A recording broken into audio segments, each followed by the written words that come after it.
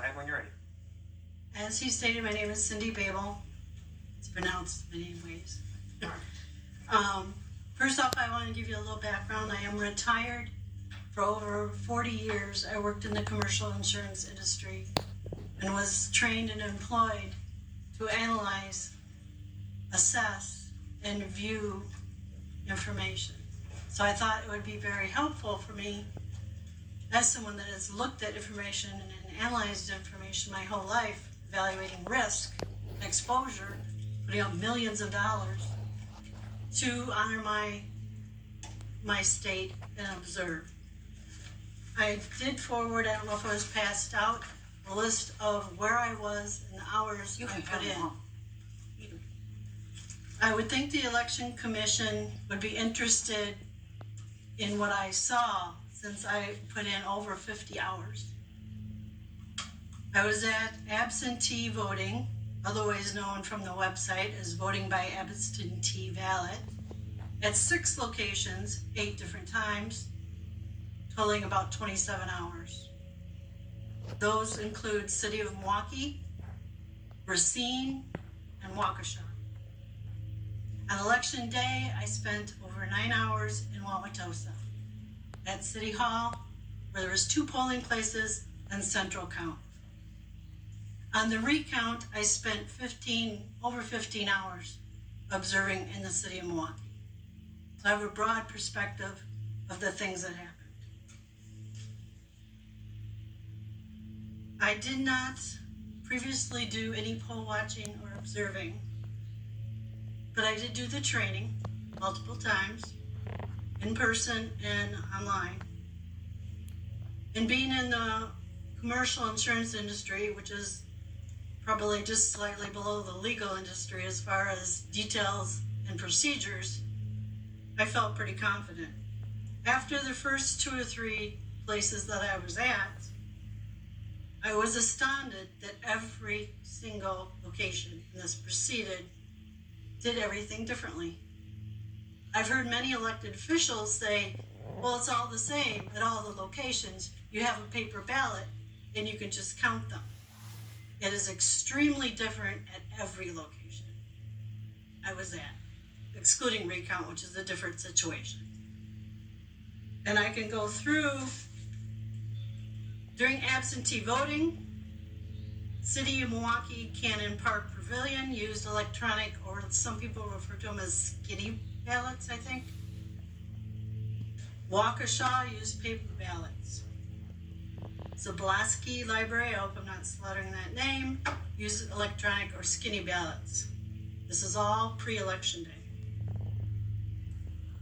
Festival Hall in Racine, paper ballots. Bayview Library on Kinnikinnick, electronic skinny ballots. Festival Hall again, paper, and Broadway, City Hall in Milwaukee, electronic skinny ballots. Every single place did registration, ballots, signatures, gluing the envelopes differently. Some places they used Elmer's glue to glue the envelopes. Some of us can remember back to our childhood. I like the smell of glue.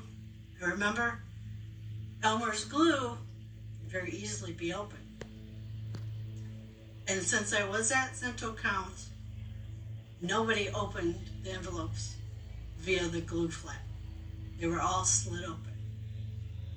And they were slid open very fast. So if anything had been adjusted, I'm not saying it was, but no one would ever see it.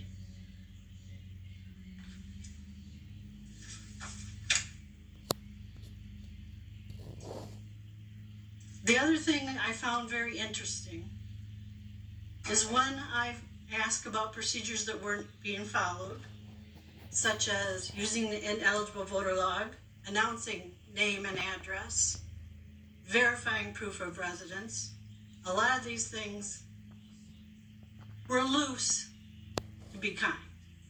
When I would bring something to the attention of someone pre-election day, I was told, mainly in the city of Milwaukee and Racine, and I'm going to quote, and it was almost verbatim per word at each location. Mind you, that's 6 different locations, 6 different days, 6 different times.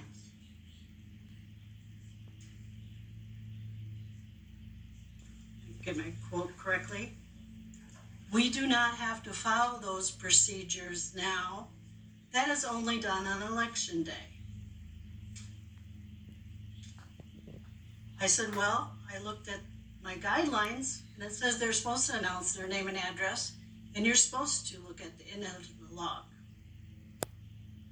They told me they did not have to. I looked up the statute, which I'm very familiar with, being an ex-workers' compensation underwriter who deals with the statute of the state for workers' compensation frequently. And if you are ever tired, you can read statutes and that puts you right to sleep, especially insurance ones. So I pulled out the exact statute area, which was section 6.79, subchapter 2A, which said you had to announce your name and address. She said she would call the officials in the city of Milwaukee and confirm. She never got back to me on that. I then asked her, this is in Connecticut, Bayview Library. I then said, no one is checking ineligible voter log. She said, we don't have to. Again, the verbatim, we only do that on election day. She did, to her credit, Louisa, the chief inspector, did check with the voter election people in the city of Milwaukee. She came back to me and told me, again, quote, they forgot to bring me an ineligible log. I'll remind you, I was there on October 29th. That was a long time after they'd been processing votes without the log. I did stay there 2 to 3 more hours. They were supposedly bringing the log. I never went back to that location. So what happened after that, I have no idea. The other things I saw, I will generalize for you. Proof of residence was very loosely used. In fact, in Wauwatosa on election day, there were 2 polling stations in the library there. They were not using correct proof of residence information. I caught them a lot of times using, I blacked out my name, Geico, State Farm. If you ever get a mortgage or a student loan or a credit card, they will snail mail you all kinds of offers for insurance with your name and address. That was used frequently. I brought this to the chief's attention, and he said they're not supposed to use it. Are they using it? And I said yes. He walked over there. The gentleman didn't know what was supposed to be used and what wasn't. I gave him my cheat sheet out of my packet of information to use for the rest of the day. I can't tell you if the training was bad or if it was on purpose. It's probably, like earlier said this morning, both. I was very disheartened of what happened and very disappointed. I challenge you as the election commission to be the eyes and ears like I was. That's what we did in my industry. We would secret shop, basically, what was happening. It was very intimidating and threatening and bullying.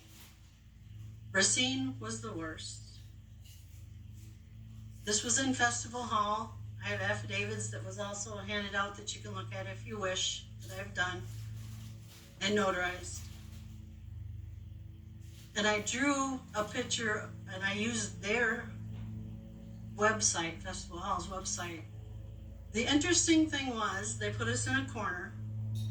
This is a 15,700 square foot building, so there's plenty of room. I wanted to get closer so I could see. So depending on what I was looking at, I was anywhere from 20 to 50 feet away from everything. They finally let me go a little bit closer to the registration table. I can only see 1 of 4. I was trying to hear and listen, and I must have accidentally, they had tape, put part of my foot over the taped line. Okay, I wasn't paying attention to my foot. It was part of my foot. The clerk came, well, actually the assistant clerk, sorry, came and started yelling at me in my face. And I told her I was trying to listen, and I saw them not using the ineligible voter log. She said, yes, they were. And I said, I hate to bicker with you, but they weren't. Their person, their phone have been on top of that log for the last 2 hours, and their person phone hasn't moved. So I don't know how those last 3 people got checked. She then proceeded to get in my face and wanted to know if I was threatening her, and she was going to get the city clerk. I said, by all means, go get the city clerk. She came back with the log that I have to sign and wanted me to print my name so it's more legible. I said, sure, fine, I'll print it. Why do you want me to print it, I asked. She goes, we are going to call ahead to all the other polling locations, and if you show up there, you will be kicked out. I don't know if you saw me sit down. I'm only 5 foot tall. Maybe in my prime I could have tackled somebody, but probably not now.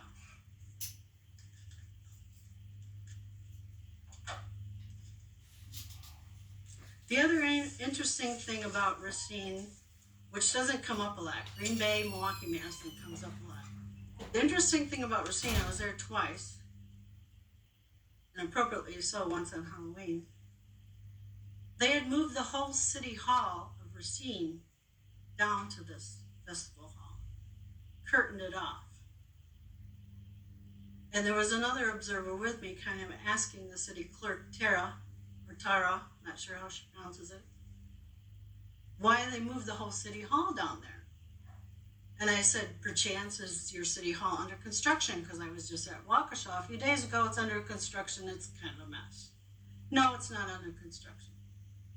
It's just easier for us to have city hall down here while we're doing the early voting. I said, so if I needed a dog license or a building permit or pay my taxes or my fine, I would have to come down here. She said, yes.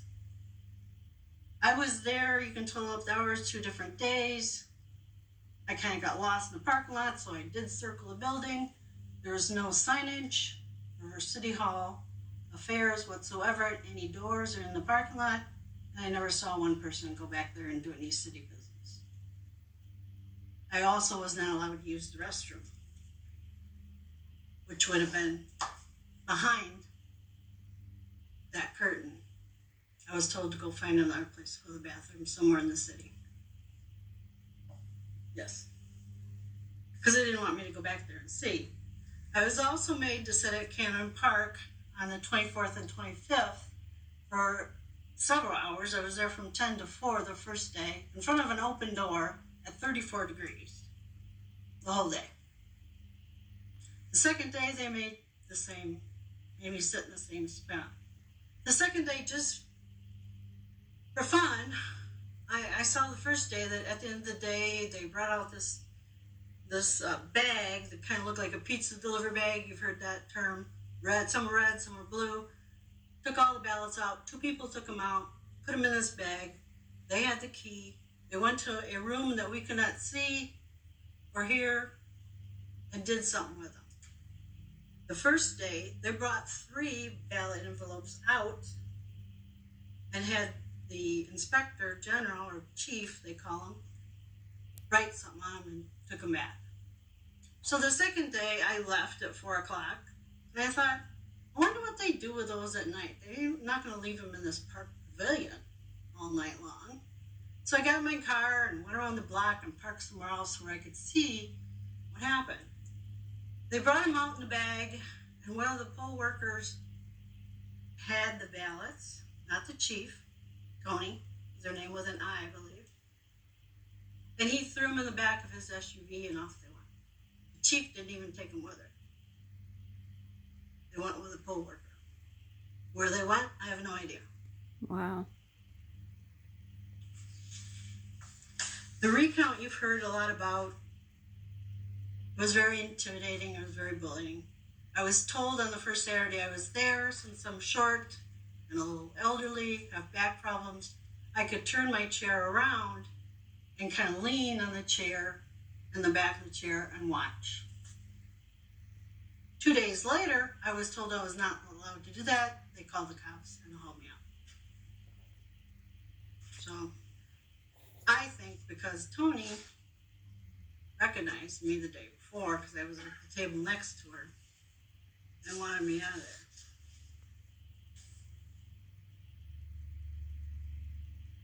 Get my notes quickly.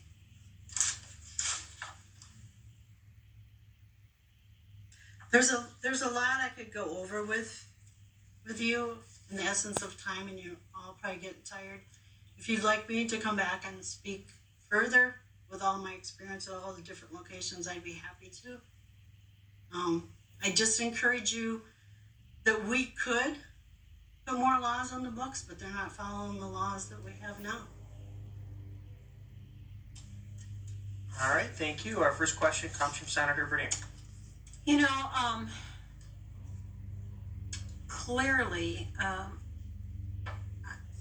trained poll workers, chief inspectors, municipal clerks, poll watchers, and I know there's this instinct or this thought as a poll worker that the poll watcher is somehow there to catch you doing something wrong, and they're adverse to it.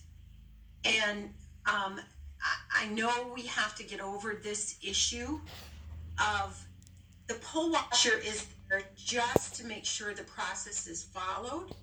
Sometimes there to keep an eye on how many people showed up to vote, and if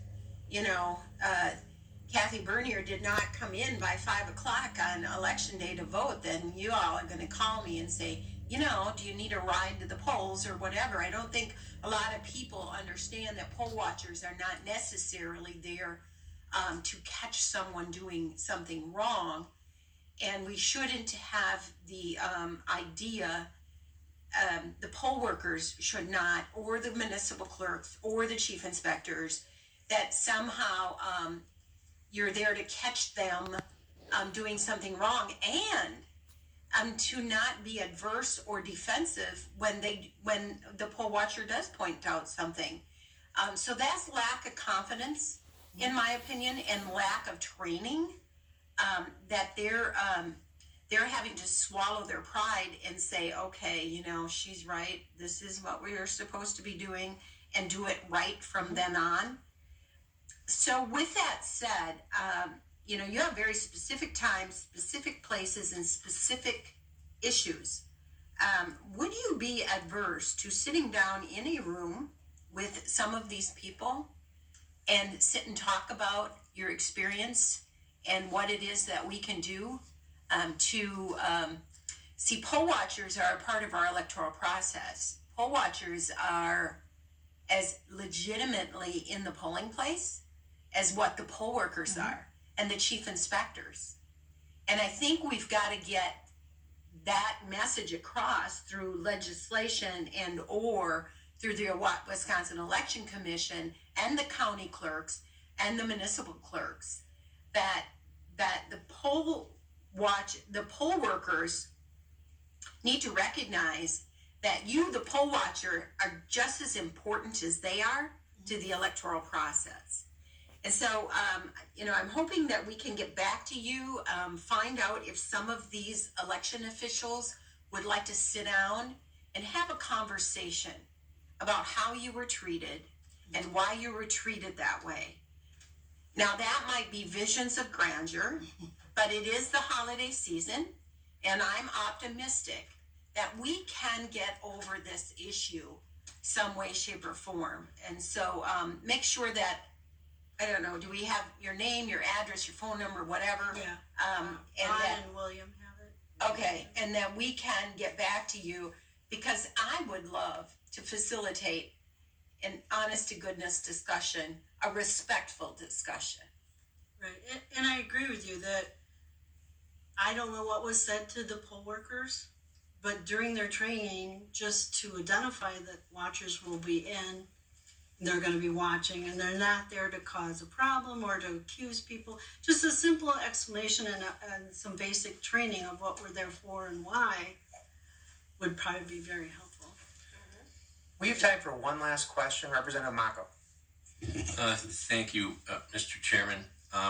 And maybe it's not necessarily directed at the at the witness, but I'm increasingly getting frustrated and wondering what we can actually do. I just want to scream as we look at all of this nonsense. And there's a short-term problem and a long-term problem. The short-term problem is this current election, and I feel virtually helpless.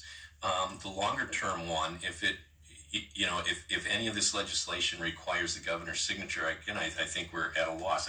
I've got no less, as you are doing, Senator Bernier. I'm making a list, and I'm up to 15 different pieces of legislation already, and it's disgusting to me.